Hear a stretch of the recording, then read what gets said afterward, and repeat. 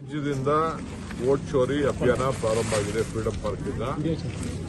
ನಾಳೆ ರಾಮಲೀಲಾ ಮೈದಾನದಲ್ಲಿ ಆಗ್ತಾ ಇದೆ. ನಮ್ಮಲ್ಲಿ ಸುಮಾರು 1,000ಕ್ಕೂ ಹೆಚ್ಚು ಜನ ನಮ್ಮ ಕಾರ್ಯಕರ್ತರು ದೆಹಲಿಗೆ ಹೋಗಿದ್ದಾರೆ.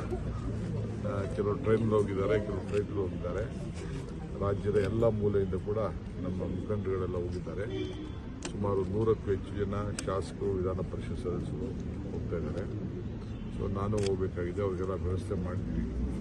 ಕೆಲವರು ಅವರವರೇ ಮಾಡ್ಕೊಂಡಿದ್ದಾರೆ, ಕೆಲವೆಲ್ಲ ನಾವು ರೂಮ್ಸ್ ಎಲ್ಲ ಕೂಡ ನಾವು 3 ಕಡೆ ರೂಮ್ಸ್ ಎಲ್ಲ ಮಾಡಿದ್ವಿ. ನಾವೆಲ್ಲ ಭಾಗವಹಿಸ್ತೀವಿ. ಅವ್ರಿಗೆ ಶಕ್ತಿ ತುಂಬ್ತೀವಿ. ನಮ್ಗೆ ಆತ್ಮವಿಶ್ವಾಸ ಇದೆ. ಚುನಾವಣೆ ಸೋತಾಗಿರ್ಬೋದು, ಆದರೆ ಜನರಿಗೆ ಜಾಗೃತಿ ಮೂಡಿಸಬೇಕು ಅಂತೇಳಿ ನಮ್ಮ ನಾಯಕರಾದಂಥ ರಾಹುಲ್ ಗಾಂಧಿಯವರು ಈ ಕಾರ್ಯಕ್ರಮವನ್ನು ಹಮ್ಮಿಕೊಂಡಿದ್ದಾರೆ. ಮಲ್ಲಿಕಾರ್ಜುನ್ ಖರ್ಗೆ ಅವರು ವಹಿಸಿದ್ದಾರೆ. ಸೊ ನಾವು ಅವರಿಗೆಲ್ಲ ಶಕ್ತಿ ತುಂಬಲು ನಾವು ಸರ್, ಇದು ಹೊರತಾಗಿ